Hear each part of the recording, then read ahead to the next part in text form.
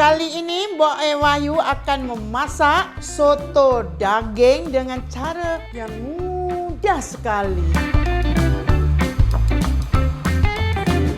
Bahan-bahannya adalah soto paste, daun sup toge, bawang bergedel, lontong, air, minyak, bawang goreng, daging lembu.